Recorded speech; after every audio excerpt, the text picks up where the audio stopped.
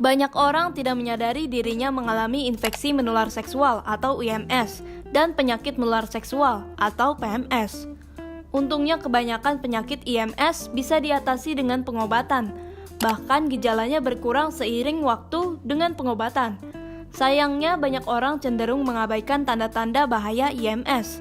Salah satunya adalah sifilis, infeksi menular seksual yang bisa menyebabkan masalah serius dan berpotensi mengancam jiwa bila tak kunjung diobati.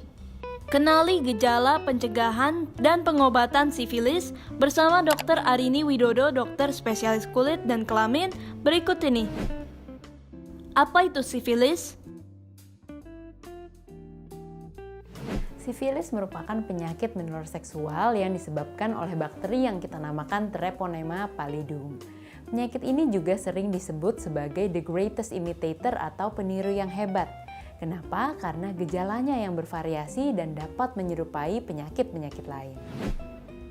Bagaimana gejala sifilis? Sifilis memiliki berbagai gejala bergantung pada fasenya dan stadium penyakitnya. Sifilis sendiri memiliki 3 fase, yaitu fase primer, sekunder, dan tersier. Pada fase primer atau yang pertama, umumnya kita menemukan luka pada kelamin.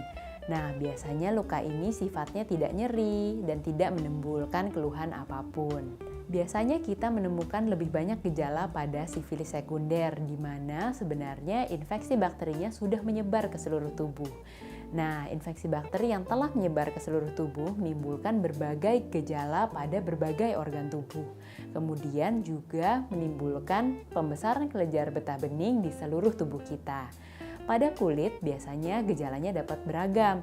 Umumnya kita dapat menemukan ruam-ruam pada kulit kita, termasuk pada di telapak tangan dan telapak kaki. Dan yang terakhir adalah sifilis tersier, itu umumnya dapat terjadi berbulan-bulan sampai bertahun-tahun sejak sifilis pertama. Umumnya dia dapat menimbulkan komplikasi pada jantung, pada syaraf, pada tulang, dan lain-lain. Bagaimana pengobatan sifilis? Pengobatan sifilis biasanya kita menggunakan obat yang kita namakan penisilin. Nah, biasanya penisilin ini kita berikan dengan cara disuntik.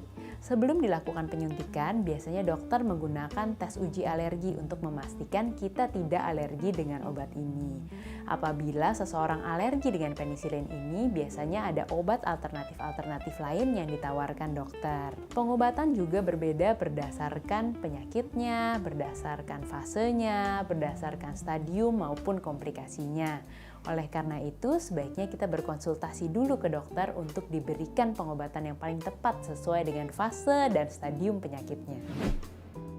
Bagaimana cara mencegah sifilis? Penularan sifilis terutama adalah melalui kontak seksual. Oleh karena itu, untuk menghindari terjangkitnya sifilis, kita harus menghindari hubungan seksual baik secara vaginal, oral, maupun anal. Hubungan seksual dengan kondom dapat mengurangi penularan sifilis. Akan tetapi, yang perlu kita ingat, luka yang tidak tertutup kondom juga tetap dapat menyebabkan penularan pada sifilis. Pastikan kita dalam hubungan monogami yang sah dengan pasangan yang teruji tidak memiliki sifilis. Sekian pembahasan mengenai sifilis, saya Dr. Arini Widodo, spesialis kulit dan kelamin. Sampai jumpa di pembahasan selanjutnya.